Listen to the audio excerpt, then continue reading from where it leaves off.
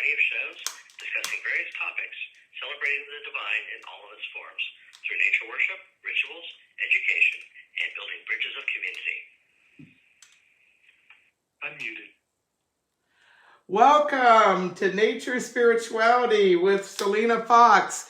This is Selena Fox, and tonight we explore Goddess Shrine rituals. I'm going to share some experiences with my own journeys to Goddess Shrines, as well as share some ways of creating and working with a Goddess Shrine in your own home.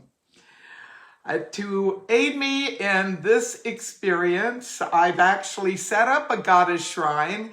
Those of you who are listening live through Blog Talk Radio, CSNP, Circle Sanctuary Network podcast, I invite you to use your imagination. And for those of you who are on the Selena Fox Updates Facebook Live page, you'll actually see I have some images here. They're actually from my home altar to the cat goddess bust that I will be working with tonight to illustrate my points and to have some visual aids.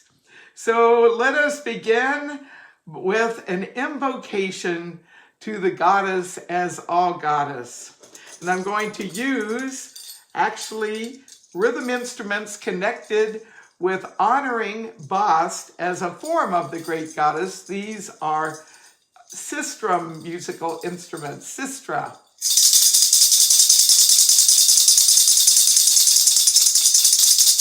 Great goddess, we call to you, we honor you, we invite you to come and be with us as we explore Goddess Shrines rituals.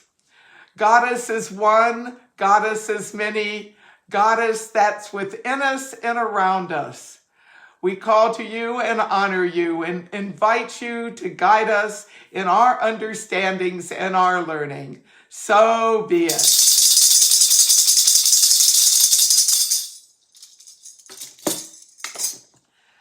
Goddess shrines have been part of humankind's ways of being since the most ancient of times. Some say some of the first sacred places with figurines were goddess shrines. There is a form of the divine feminine. Many people call this form a goddess image. Many people know this as the Villendorf Goddess, about 4¼ inches of limestone found in a cave in Austria. Some say is 35,000 years old. Is that an ancestor figure, or was it a depiction of Mother Earth or the Great Mother?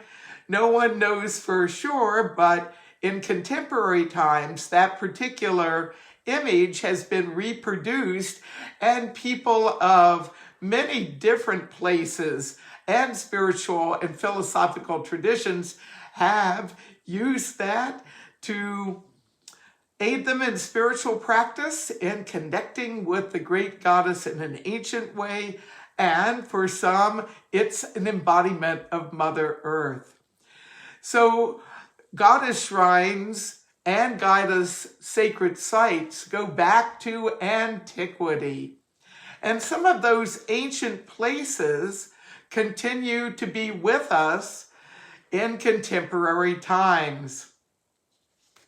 Perhaps the most famous goddess temple and icon and shrine of sorts is the Parthenon in Athens, Greece. The Parthenon, it's certainly shown some wear and tear over the ages, though restoration is underway, which is wonderful.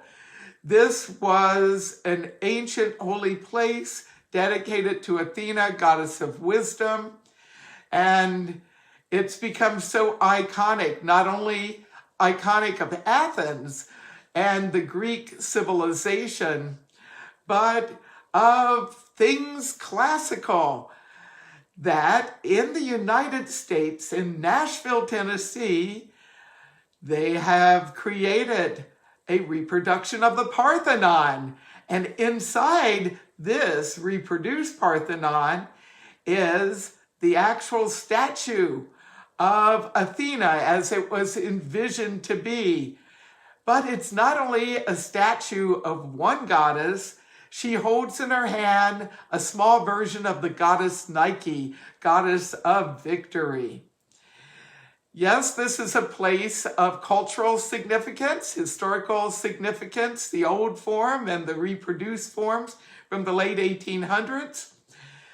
People have gone there to learn, but for some, it is an actual living goddess shrine that is honored as a place to connect with the goddess in that form.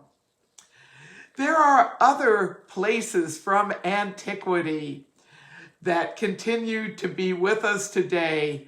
One of the forms of the goddess that I work with myself is Bridget, and in Ireland there is Bridget's holy fire and sacred well. The fire was rekindled in the mid-90s. The St. Bridget place is an earlier Bridget, the pagan goddess place, and today it's a multicultural, international, interreligious, multilingual goddess shrine and sacred site. At Circle Sanctuary Nature Preserve, it's a 200-acre piece of land next to where I live in southwestern Wisconsin, USA. We have a variety of ceremonial areas on our nature preserve, and some of these are dedicated to goddesses. So among the goddess shrines that we have, which are outdoor shrines, we have Kuan Yin, which is next to our house, the goddess of compassion. And we have the Bosch Shrine. We have one inside in our temple room as well as outside on Ritual Ridge, dedicated to the cat spirit and to Bas, the cat goddess. We have the Shrine of the Great Mother, and this is a multicultural goddess shrine with images of goddesses that have mother goddess aspects, or that's their main form, is as a form of the Great Mother. So this is multicultural, international, through the ages that we have, and that goes back to our earliest days at Circle Sanctuary Nature Preserve. We moved to Circle Sanctuary back in 1983, and the Shrine of the Great Mother was one of the first of the goddess shrines created on our land. We also have a place called Bridget Spring, and it is a shrine and sacred site to the goddess Bridget and Saint Bridget, because we have people from a variety of faith traditions that are tuned into spiritual dimensions of nature. And it is a naturally occurring year-round spring that bubbles forth. At all of these sacred places, we have done ritual, and we have other shrines on the land, some that are more private, some are more visible. One of our oldest shrines is the shrine to Mother Earth, and that's near our ritual circle. And we have some images of ancient depictions of Gaia, of Mother Earth. So we have done rituals at all of these places, rituals to discern about creating the shrine there, rituals of shrine creating, rituals of dedication and alignment. And we've had group rituals at these sites, as well as people have done their own personal rituals. Some of the rituals have been connected with rites of passage. Some people have chosen to get married at the Bridget Spring to renew their vows. And we've had a croning there and a coming of age in the young womanhood. So there's a variety of ways you can do goddess shrine rituals at ancient shrines as well as contemporary ones.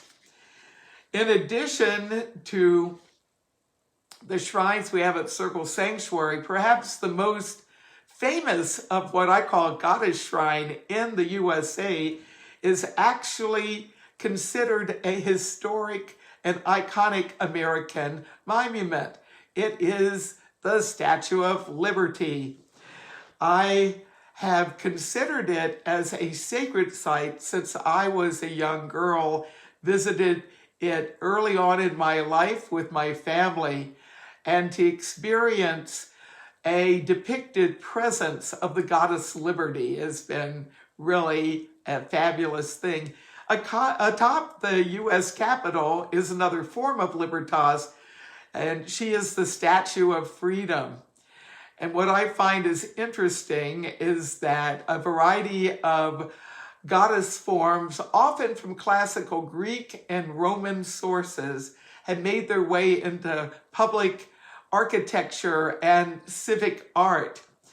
Some people see these as iconic and representational of various principles, but for some of us, they also serve as a place where we can connect with the goddess in a religious sense, a spiritual sense. If you're going to be journeying to an ancient goddess shrine or to a contemporary one, or one that's connected with a particular form of religion, and most of the world's religions do have some form of divine feminine, and some have multiple forms of divine feminine. So if you're going to be journeying to a place where there is active goddess worship and honoring, it's really important that you do preparations before you go. It not only means doing some internal reflections, and some people make that a ritual. They will do a series of rituals with meditations to get guidance about what shrine to visit or what to do to prepare for the shrine. And then a ritual is part of the journey, a ritual is part of arriving at the shrine, and then a ritual of thanksgiving before departing the shrine. I do think it's important, if it's a shrine that is in a public space or in a private religious space, that you do research and learn not only a bit about its history, but a bit about the goddess or divine feminine form that it's aligned with, and most importantly, learn about the rules, the protocols. What are visitors permitted to do? Some permit photographs, some do not. Most encourage some form of offering, but there may be limitations on what kind of offerings you can bring and deposit there. And there's also opportunities to be able to learn about different goddess forms by going to an existing goddess shrine, not only through the research needed for the preparation for the journey, but when you go to a goddess shrine and you do some form of honoring of the goddess, a ritual of honoring, of greeting, and then inviting the goddess to bring you messages, to speak to you, that can add a dimension to your understanding, not only of that site, but of the particular goddess that you are attuning to. In Buddhism, an example of a goddess that takes some different names and different forms depending on which part of Asia or other parts of the world the shrine is at. Kuan Yin, that's the name she's known in China. In some forms of Buddhism, she is the white Tara or the green Tara. And Kanan in Japan is one of her forms. You'll find her Kuan Yin temples in many different countries, and they may all have their own variations. When I journeyed to Northern Virginia a number of years ago, I actually came upon a Vietnamese sacred site that was created in the 20th century, and there was a Kuan Yin shrine there. It was really amazing. I felt I do work with Kuan Yin, so I do think that alignment led me to discover this as we were driving around in Northern Virginia. The monks that were tending the temple and the shrine didn't have English really well, and I didn't know their language. However, through a series of hand gestures and other forms of communication, nonverbals, verbals, we got the sense it was okay for us to visit the place, and we were able to be there. We did bring some offerings, and it was really amazing to have a way to connect with Kuan Yin in that particular context. In Hinduism, there are many types of goddesses, and goddesses by many names, and goddesses with many aspects. So whether it be Shakti, or Parvati, or Saraswati, or Lakshmi, or Kali, the Great Mother in her many forms, and she who changes forms. There's many types of goddess shrines, and not only in cities, but in rural areas and in homes. Within Judaism, the Great Mother Asherah, some say the menorah, is actually a depiction and inspired by her. And in Christianity, the Virgin Mary is honored by many who are into goddess spirituality or looking for the divine feminine. Some work with the Holy Spirit as Sophia, especially in Gnostic Christianity. And then in contemporary paganism, there are many paths and different cultural underpinnings, and some forms of paganism are very culture specific, and some are multicultural. And so some of the world religions where you will find goddess shrines to this day, some of the old Isis shrines from old Egypt and across the Greco-Roman world that were dedicated to Isis became Mary shrines. So you will find some fluidity in terms of connecting with the divine feminine at sites that have been around for a long time. And indeed, as I mentioned, Bridget at Kildare became Saint Bridget at Kildare, and now people of many different connections with Bridget and Saint Bridget go there to honor. So what are some of the things to do for a pilgrimage to an old goddess site? You prepare yourself, you get information about when it's open and what the rules are. Consider taking some type of offering, and it can be a verbal offering if physical things are not permitted to be left there, especially at places that are archaeological sites. In Bath, England, there is Sol Minerva that is honored at the baths there. And this is an example of a goddess shrine that morphed and changed over time as different people and different cultures interacted with the place. And now that is a historic site, so you need to abide by the protocols there.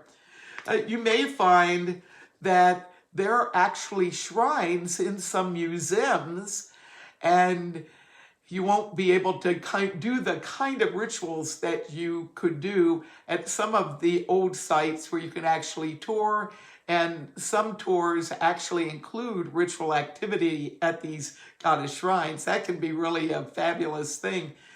At the Metropolitan Museum of Art in New York City years ago, I was in New York City, and I knew about this goddess shrine that had been rescued from destruction in Egypt and deconstructed and reconstructed inside a museum in New York City. I've been told by some people who are in the pagan community in the New York City area, over the years, some rituals, pagan rituals, have actually taken place there. And I know some pagan rituals have taken place at the Parthenon reproduction in Nashville, Tennessee. It's really amazing. I have found that if I'm in a museum setting and a shrine or part of a shrine is present there and it's open access, not that you can do whatever you want there, but you can actually be present in the space, it can be very powerful to have your own way of silently honoring and attuning to the goddess that is there. And just because they're relocated and maybe only partially in a museum doesn't mean that there isn't some way that you can use this like a tuning fork to attune to the goddess and to pay respects. In addition to going and visiting existing shrines in different parts of the world, old ones and new ones, I do think another part of ritual, and it can all be part of one big pilgrimage ritual, everything from preparation to the journey, to the welcome at the spot, to the honoring, the prayers of honoring for the goddess, moving into what I call the heart of goddess shrine work, where you are in active communion with the goddess and being available and open to messages. You might get this in the form of images in your mind's eye, internal self-talk, words coming to you. You may actually, eyes open, have visions. You may get a sense of feelings, or you may have a sense of presence and real attunement.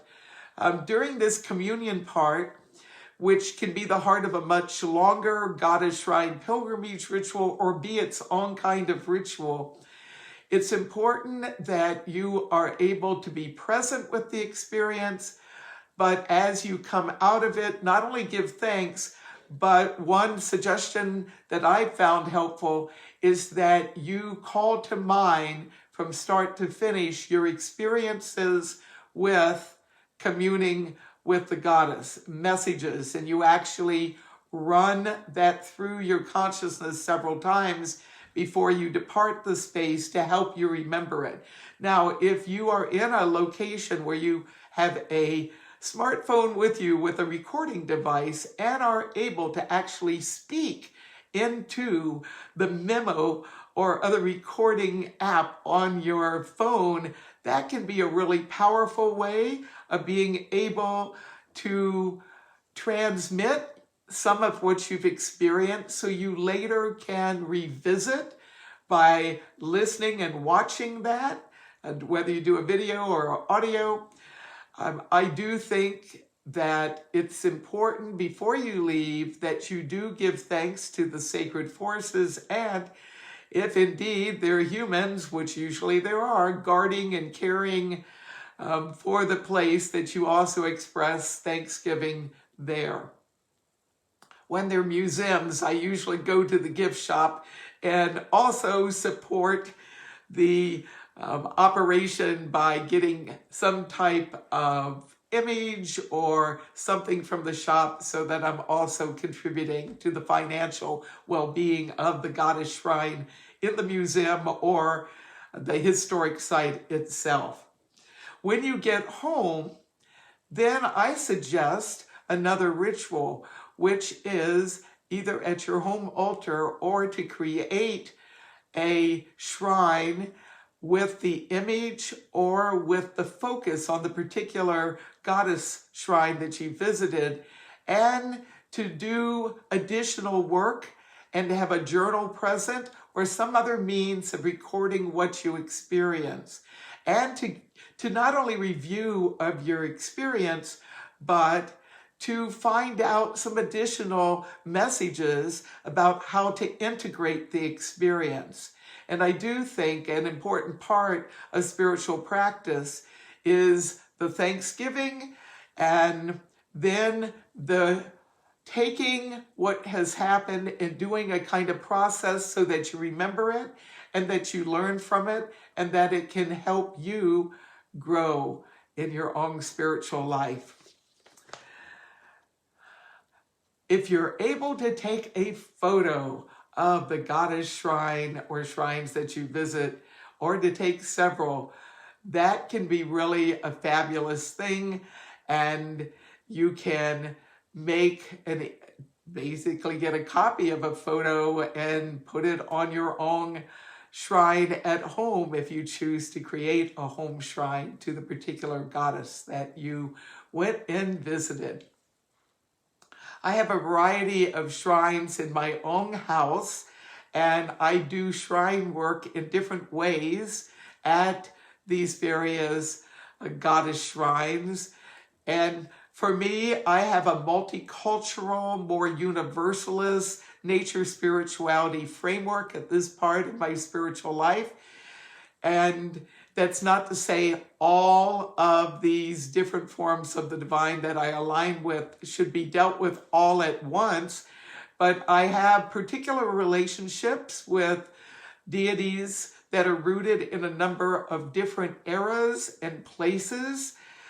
What they all have in common is they've gone into the category that I often call multicultural and interreligious goddesses, that in addition to having a form of worship and attunement in the particular place where worship sprang forth, that they've since become more universal, and people from different countries and different backgrounds and even spiritualities have honoring them as part of spiritual practice. So the ones that I have in my own home are Bridget, and that's one of the goddesses that I'm connected with ancestrally as well as energetically in a variety of ways. And I have actually several Bridget shrines. My main shrine is in an enclosure, little shrine area that I had built into the wall when my house got designed, so that I would have a place that very accessible, where I could go and do rituals every day. So every day when I get up, I go to the Bridget shrine at my house. But I also have in one of the bathrooms where I have a tub to soak in. I don't get to do that too often due to schedule. In a shower, our place of water, I've dedicated this to Ocean Mother. Yes, I also have some Ocean Father there and some Ocean Spirit, but most of the images there are to the Great Mother Ocean as a whole, and in a variety of ways. One of the ways she takes across cultures is mermaids. But I also work with her as Yemaya, and there's lots of stories connected with that and how I came to resonate with her as I encountered people who were doing a Yemaya ritual at our pagan spirit gathering. I have a Libertas altar, of course. I do a lot of civil rights and religious freedom work. And I have a Kuan Yin altar. I have an altar of the magical Isis. I have a Bast altar and a Mother Earth altar. And there are some other ones as well, but those are the main ones. What I have with me to talk about in this workshop online are some images from my Bast altar. And Bast, the cat goddess in ancient Egypt, took a variety of forms. And one of the forms, she has the body of a woman and the head of a cat. And so my main shrine image of the home Bast shrine is in that form. And it's an actual reproduction of a Bast statue that goes back to ancient Egypt. I also have a variety of bust images, and this one I want to honor a distant cousin. Her name's Beckett, and after she passed, this came to me, and I remember her, and I remember our mutual love of bust, and the latest image on the home bust altar. I have bust images, or bustette, some people use that, other reproductions across time, and some very big and some small. And I have my very, very first bust shrine image that goes back to early in my priestess life. And I got this from a museum shop after I had actually been able to get access in the non-public part of the museum. Thank you, curators there, for letting me go and actually handle bust images from ancient Egypt. How did I come to do all of that? I had a dream and saw myself doing ritual with images, and then saw where the images were. And of course, if I get something really specific, the scientist in me is going to go check it out. And indeed, that happened. I actually was priestess of a ceremonial magical lodge back in the 1970s that predated Circle Sanctuary. And Bast was our principal deity. And I had all sorts of amazing things happen as a result of my connections with Bast back then. So I have created here for this workshop a Bast altar, and I'd like to share some items that you can consider having on your own home altar for whatever form of the goddess it might be. So on this Bast altar, I have a central figure, and then I have other figures that have special connections.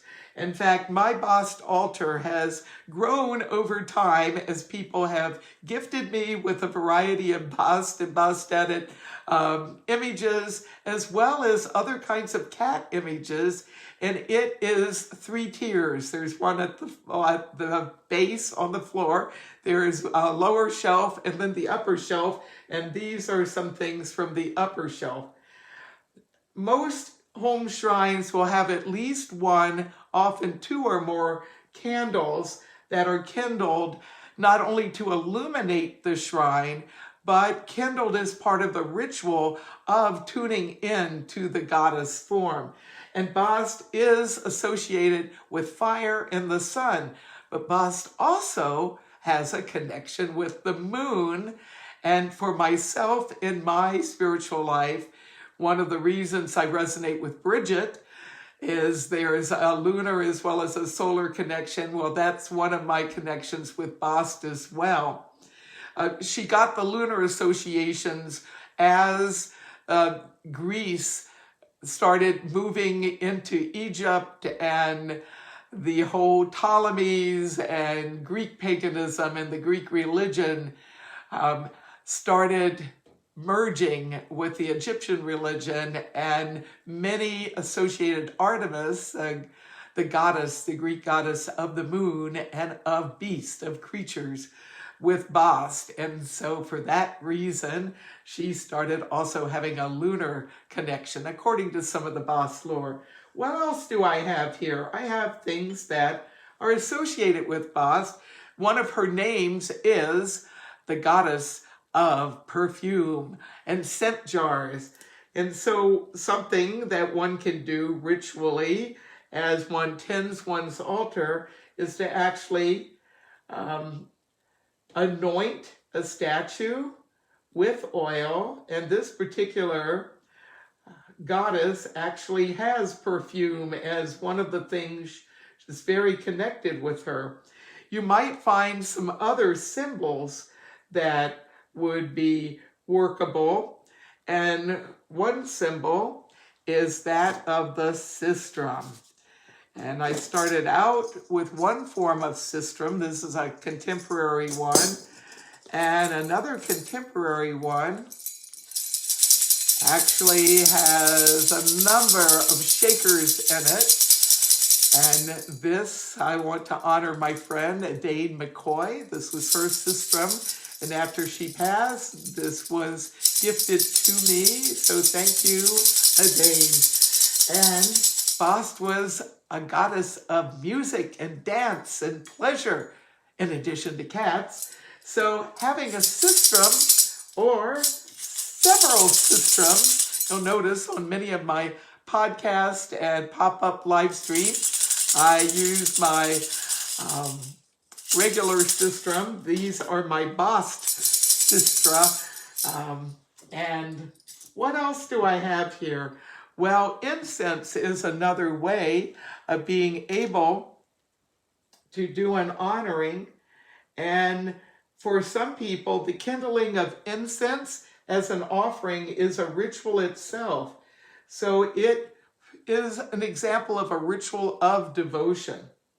I think as you look to create a home shrine, it's important to pick a place that is going to be the shrine location for quite some time, ideally as long as you continue to work with it there, and then clear the space, not only physically, but many people will consecrate it a space for shrine making with at least one of the elemental tools. I actually use 5 elements. I will anoint it with salt or some other symbol of earth. I will burn incense.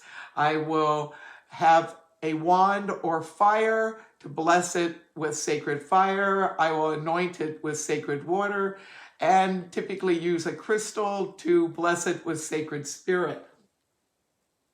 So you may want, as part of your way of working with your home altar, to kindle candles, to anoint the statue. But offerings can be a really wonderful thing, actual physical offerings.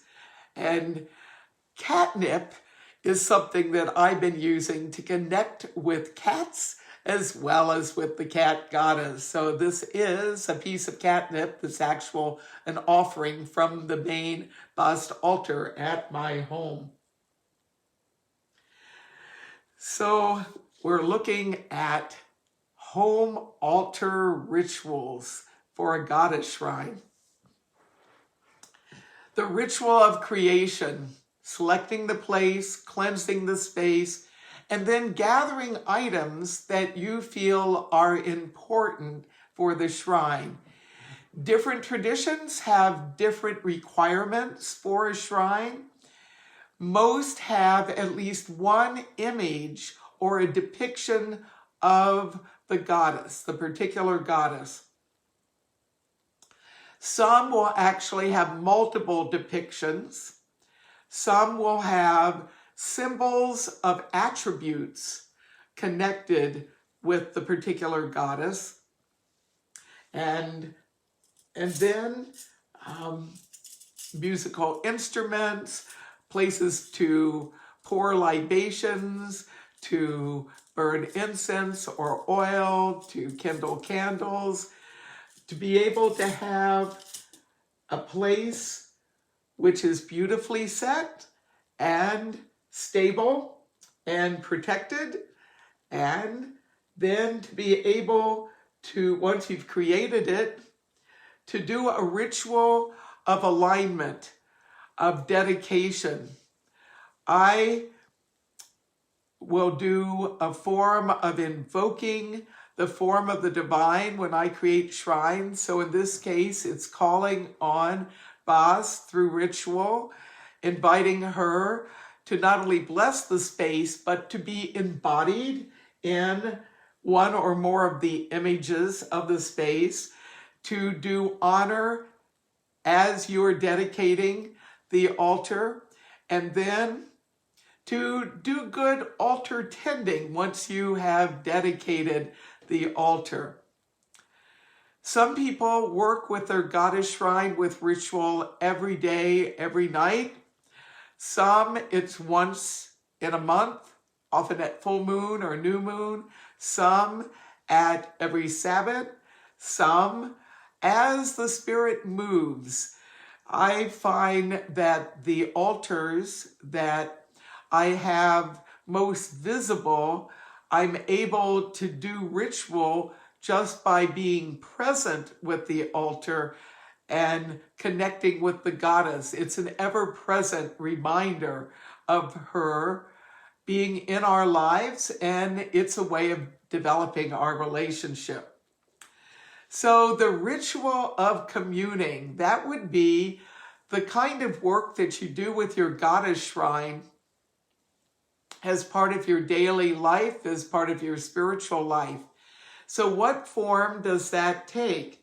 It can take the form of calling on the goddess. It can be repeating the name or doing a particular chant. It may be spoken, it may be sung. Some people will call on the goddess at a shrine through a combination of movement and sound and visualization. Great Buzz, come to us. Great Buzz, be with us. Great Buzz, rejoice with us. Great Buzz, heal us, teach us, help us. So movement, chanting, rhythms, all can be a way of calling to the particular goddess that the shrine is for. Spending time just being present. What resonance do you experience? What messages come to mind as you have called to the goddess?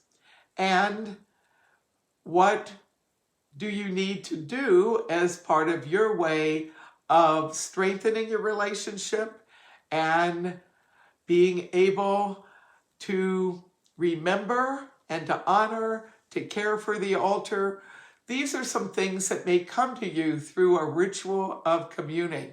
I think it's a good idea to keep some form of spiritual notebook. Some people call them grimoires or spiritual diaries, where you note down rituals that you do, where you do them, and what you do and what your experiences are. And part of the reason for keeping a spiritual journal in that way, it helps you remember what you've experienced when you give it a physical form. And it also helps you integrate and resonate with your experience at the shrine. And it also helps be a good reference. And when you've had an especially powerful ceremony and experience, then you have a record of what you've done, and you very well may want to learn from that and incorporate it in future things that you do at the shrine. Often after shrine work or shrine visits, you have the experience during the visit, but then after the experience of visiting the shrine or working with your home shrine, there's that period of integration, of processing your experience. You may have dreams, you may have visions, you may have synchronicities that just happen as a result of the resonance and the time that you spend at a shrine.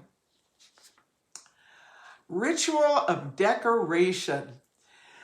You may not find this widespread, but this is something that I've done as part of my home altar tending.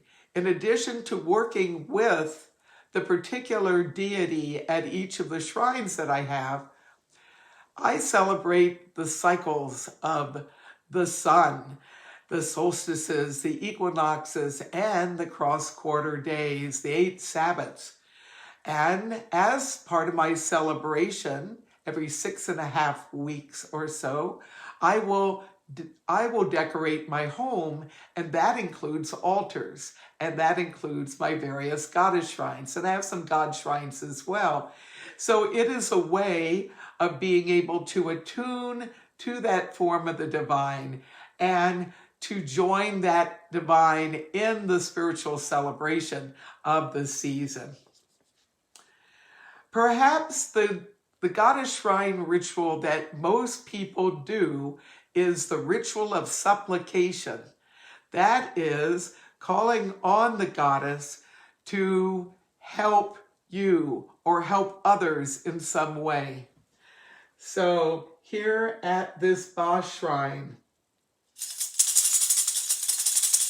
Ba, you who are goddess of sun and moon, you who are goddess of cats, of healing, of music, of dance, of celebration, you who are fierce, you who love pleasure, come and be with us. Hear our prayers.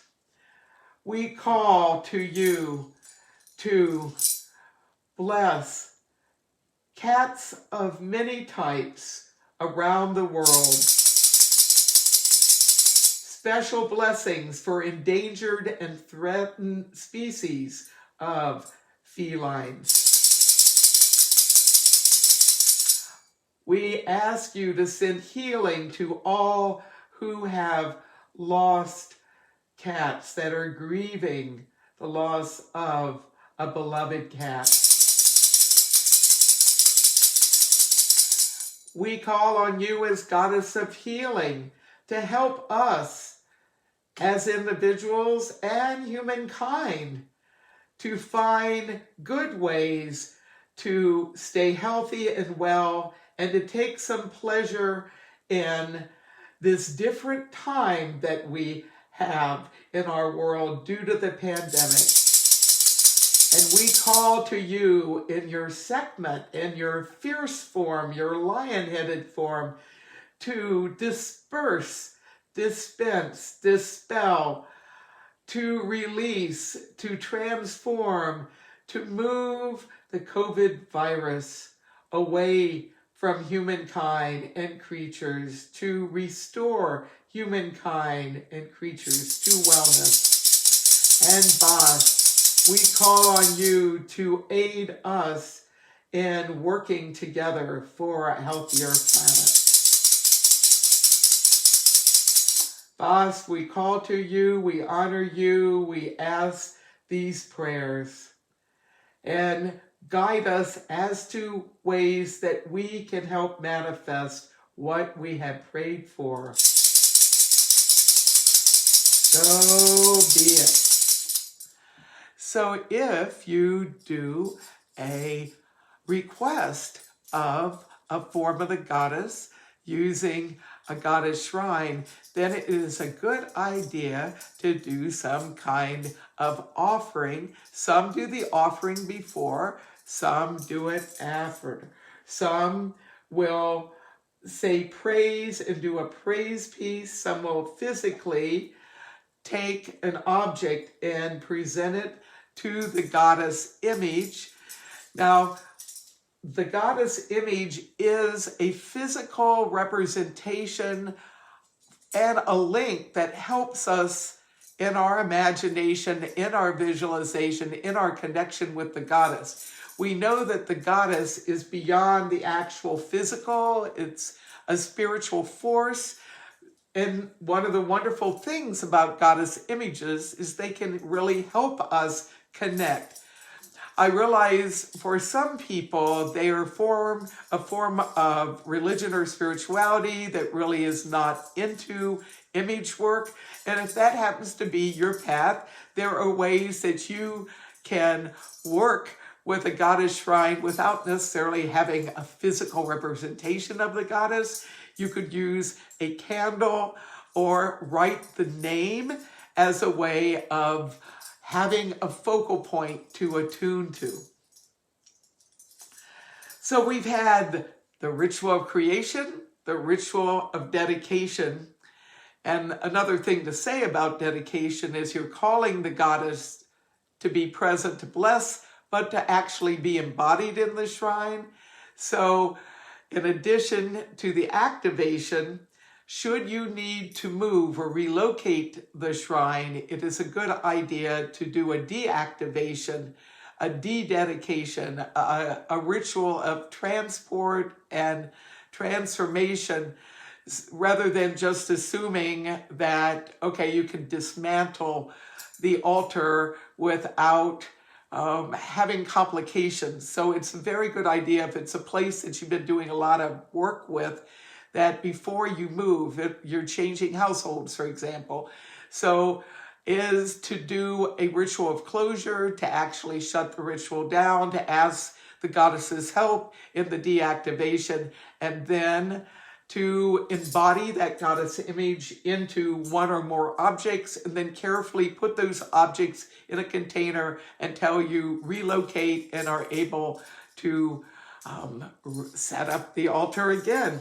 So we've got creation and dedication. We have the ritual of communing, and through meditation, through singing, we have the ritual of dedication, decoration, where you're attuning to the seasons. We have the ritual of supplication, where you are asking for help. And regardless of whether you get the immediate help right away, the ritual of thanksgiving is very important. When you're creating and working with a goddess shrine, you're essentially having an outer manifestation of the inner reality of sacred relationship. So it's important that you focus, that you attune to that particular form of the divine, and that you pay respects. And then as you continue your work with that, you grow and evolve your work with the shrine. Do you take pictures of your own shrines? Well, that's a matter of personal preference. For myself, I do document the various shrines I've created.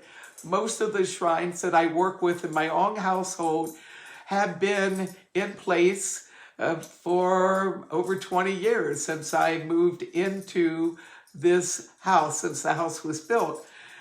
There's also goddess shrines that are ritual specific, that are temporary goddess shrines. So before signing off, I thought I would share a few words about this. And I put on, with the help of a number of Circle Sanctuary community ministers and volunteers and ministers in training, a variety of different festivals and workshops, and in some of our gatherings we will set up a shrine dedicated to a particular goddess or other divinity, or sometimes it's a multifaceted form. And in terms of the goddess Bast, we've had Bast shrines as part of Pagan Spirit Gathering since its earliest days, since it began in 1980. And different people have taken on the setting up and caring, tending of the Bast shrine. So that's an example of a shrine that's up for a very specific period of time. In the case of Pagan Spirit Gathering, it's 8 days. We've been in a pandemic since 2020, so now we have virtual Pagan Spirit Gathering, and we'll have some more information about that at the Circle Sanctuary website. It's our big summer solstice gathering that we do. Some people will have a goddess shrine that's created by people taking part in a particular ritual. For example, we've just had Anoint. It's a sacred Celtic fire festival. It welcomes in the spring. It's a fire festival connected with the goddess Bridget. So we have had at our Anoint celebrations a community altar, which is a Bridget shrine where people bring their own Bridget images. And every year it's different, as different people have contributed in different ways. And it's always fabulous to be able to have a community-created shrine. In fact, creating the shrine itself is a community bonding ritual. As with taking down a home shrine when you're preparing to relocate, if you're doing a goddess shrine specifically in connection with a festival, a moon celebration, or some other event, then after the ritual is complete, then doing a honoring, a thanksgiving. You actually have a number of these rituals I've talked about all rolled into one, and then a deactivation, so that as people take their individual images home with them, energized with the blessings of the ritual and the shrine as it existed during that ritual time, that it all flows in a good way. Well, it's important to conclude any goddess shrine ritual workshop and shrine work with a thanksgiving.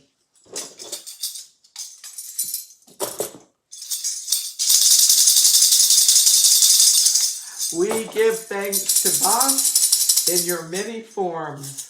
We give thanks for you being here with us in this time of learning.